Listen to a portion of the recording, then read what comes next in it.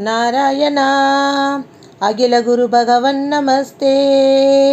सर्वत्र गोविन्दनाम सङ्कीर्तनं गोविन्दा गोविन्दा। ஸ்ரீமன்னாராயணீயம் 52வது தசகம். நான்முகனே மயங்குதல். மெய்ப்பொருள் அறிவோம். பகவானே குருவாயூரப்பா, பகவானது பல அவதாரங்களிலும் காணப்பெறாத சில வியத்தகு பெருமைகளை இந்த அகாசுர மோட்சத்திலே கண்டு களித்தோம் அல்லவா? இதை நேரிலே கண்டவர் யார் தெரியுமா? நான்முகன். அந்த நான்முகனும் இந்த ஸ்ரீ கிருஷ்ணனை கொஞ்சம் சோதித்துத்தான் பார்ப்போமே என்று கருதி மாயையை தன்னுடைய கைக்குள் கொண்டு ஸ்ரீ கிருஷ்ணனுடைய கன்றுகளை கண்ணுக்கு புலப்படாதவாறு வேறு இடத்திற்கு அழைத்துச் சென்றார். யார் அழைத்துச் சென்றார்? நாம் வணங்கும் நான்முகன் அழைத்துச் சென்றார். பிரம்மதேவர் அழைத்துச் சென்றார். கன்றுகளை காணாது இடையர்கள் மனங்கலங்கிய போது அக்கன்றுகளை திருப்பி அழைத்து வர எண்ணம் கொண்டவர் போல் பிரம்மதேவருடைய விருப்பத்தையும் நிறைவேற்ற எண்ணிய ஸ்ரீகிருஷ்ணர், அவருக்கு தெரியாதது வேறு என்ன இருக்க முடியும்? கையில் பாதியுண்ட கவலத்துடன் வனபோஜனம் செய்து கொண்டு இருந்தார் அல்லவா? அந்த கையிலே பாதியுண்ட கவலத்துடன் அங்கிருந்து சென்றாராம். அச்சமயம் பிரம்மதேவர் என்ன செய்தார் தெரியுமா? ஸ்ரீ கிருஷ்ணனோடு சாப்பிட்டு கொண்டிருந்த பாதி உணவை சாப்பிட்டு கொண்டிருந்த இடைச்சிறுவர்களையும் மறைத்து விட்டாராம். என்னதான் நடக்கிறது பார்ப்போம் வாருங்கள். இதை கண்ட பகவான் ஸ்ரீகிருஷ்ணர்,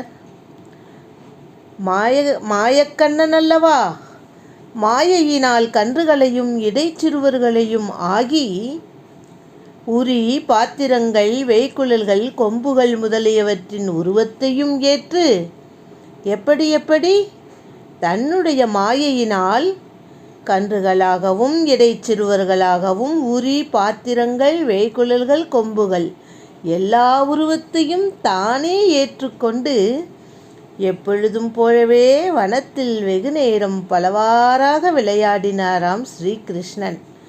அப்பப்பா, நினைத்தாலே மெய் சிலிர்க்கின்றதே. நூற்றுக்கணக்கான ஜீவராசிகள் அனைத்துள்ளும் ஸ்ரீகிருஷ்ணன் புகுந்து விளையாடிய பிறகு மாலையிலே கோகுலம் திரும்பி வந்தாராம். விராட் புருஷனான பகவான் இவ்வுலகத்தை தோற்றுவித்தது பற்றி உபநிடதத்தில் கூறப்படும் கருத்து இங்கே ஒப்பு நோக்கத்தக்கது. நான் அனைத்துமாக ஆக வேண்டும் என்று பகவான் விரும்பினார். இவை அனைத்தையும் சிருஷ்டித்தார். அவற்றுள் தானே நுழைந்து கொண்டார். எவற்றுள் தெரியுமா? கன்றுகளாகவும் இடைச்சிறுவர்களாகவும் உரி மற்றும் கொம்பு முதலியனவாகவும் உருவம் பெற்ற பகவான் ஸ்ரீகிருஷ்ணர்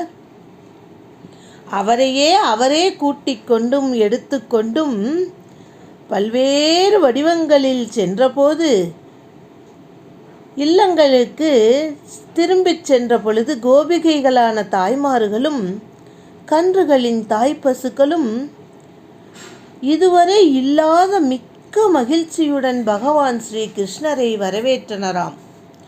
உலகினர் பகவானுக்கு குழந்தையாக பிறந்த ஏதோ ஒரு ஜீவனை மிகுந்த பாசத்தினால் என் பிள்ளை, என்னைச் சேர்ந்தவன் என கருதி அளவு கடந்த அன்பை வைக்கிறார்கள்.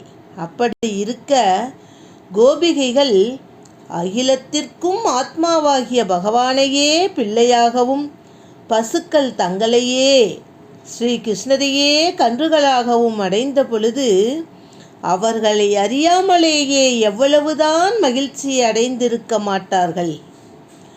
ஆத்மாவானது மகனை காட்டிலும் செல்வத்தை காட்டிலும் ஏன் அனைத்திலும் மிகவும் விரும்பத்தக்கது ஆத்மா மட்டும்தான். இங்கனம் ஒவ்வொரு வினாடியும் பொங்கும் மகிழ்ச்சியோடு கோபர்கள் அனைவராலும் சீராட்டப் பெற்று பற்பல வடிவங்களில் விளங்கும் பகவானை ஸ்ரீ கிருஷ்ணரை பகவானது அண்ணாவான பலராமன் கூட வருஷ முடிவில் தான் அறியலானார். நீங்கள் இருவரும் பிரம்மஸ்வரூபமாகவே இருப்பினும் பலராமருக்கும் உங்களுக்கும் மிகுந்த வேற்றுமை இருக்கின்றதே. பகவான் ஸ்ரீ கிருஷ்ணனோ நிஷ்கல பிரம்மஸ்வரூபன். அதாவது நிஷ்கல பிரம்மஸ்வரூபன் என்றால் குணமற்ற உருவமற்ற பிரம்மஸ்வரூபன். பலராமனோ சகல பிரம்மஸ்வரூபன், குணமும் உருவமும் உள்ள பிரம்மஸ்வரூபன். ஓராண்டு முடிவிலே புதிய கோபச் சிறுவர்களையும் புதிய கன்றுகளையும் தான் ஒளித்து வைத்த பழைய கோபச் சிறுவர்கள் கன்றுகள் ஆகிய இரண்டுமே ஒரே மாதிரி இருக்க கண்டு ஒரு ஆண்டு வரை பிரம்மதேவர் ஒளித்து வைத்திருக்கிறார் என்றால் பாருங்கள். அதைவிட அதிசயம், அந்த ஓராண்டு வரை கோபியர்களுக்கும் தங்களுடைய குழந்தைகள் யார், இங்கே இருப்பது கிருஷ்ண பரமாத்மா என்பது கூட தெரியவில்லை என்றால் என்ன ஒரு அதிசயம்.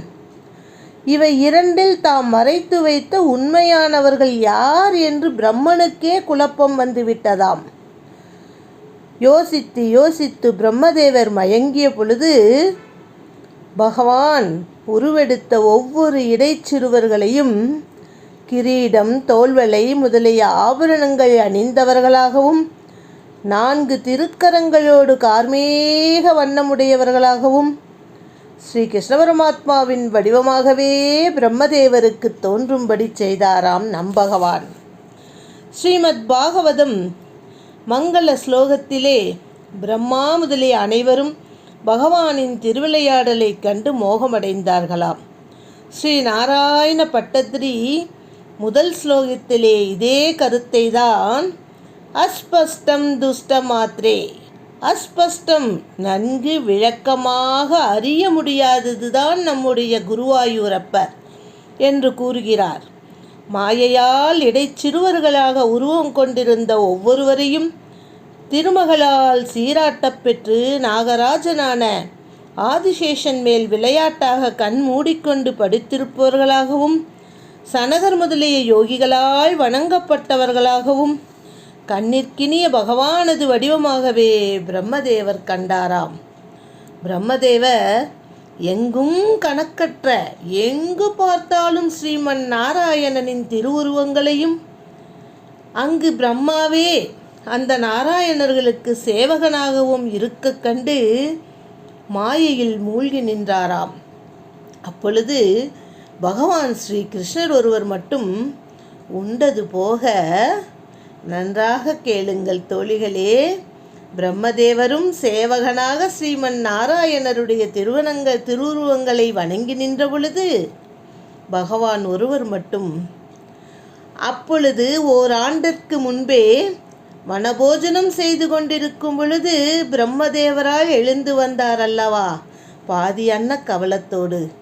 இப்பொழுது போய் அமர்ந்து பாக்கி அன்னக்கவலத்தையும் கையில் ஏந்தி சாப்பிடத் தொடங்கினாராம். உலகின் நாயகனே குருவாயூரப்பா, இதை கண்ட பிரம்மதேவர் தனது செருக்கழிந்து அகில உலகத்திற்கும் நாயகனான உன்னை போய் நான் சோதிக்க நினைத்தேனே, பகவான் ஸ்ரீ கிருஷ்ணரை, அந்த மாய வண்ணனை யாரால் சோதிக்க முடியும் என்று பன்முறையை வணங்கி துதித்து தன்னுடைய உலகத்திற்கு திரும்பிச் சென்றாராம்.